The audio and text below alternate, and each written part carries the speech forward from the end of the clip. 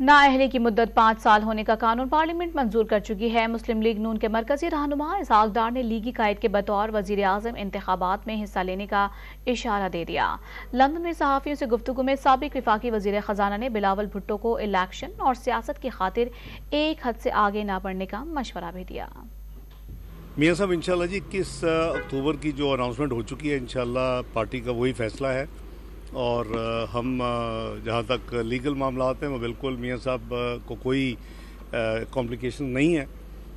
उनका जो इलेक्शन लड़ने का है 62(1)(f वो पार्लियामेंट उसका कानून पास कर चुकी है, जिसकी सदर अप्रूवल भी दे चुकी है। मुल्क का कानून है कि 62(1)(f के तहत 5 साल की नाअहलियत सिर्फ हो सकती है और ना सिर्फ मियाँ साहब और जंगीर तरीन साहब और कुछ और लोग बल्कि दर्जनों लोगों को उसका फ़ायदा हुआ है। तो इंशाल्लाह मियाँ साहब की वापसी के हवाले से कानूनन और लॉजिस्टिक वाइज सारे अरेंजमेंट पार्टी जो है वो रिव्यू कर रही है। ये ग्रेसफुल नहीं होता, आपने इकट्ठे 15 महीने हर फैसला कंसेंसस के साथ हुआ और मैं समझता हूँ कि मियाँ शहबाज शरीफ साहब की गवर्नमेंट ने बड़ी मैग्नेनिमिटी के साथ तमाम पॉलिटिकल पार्टीज़ को साथ लेके चले।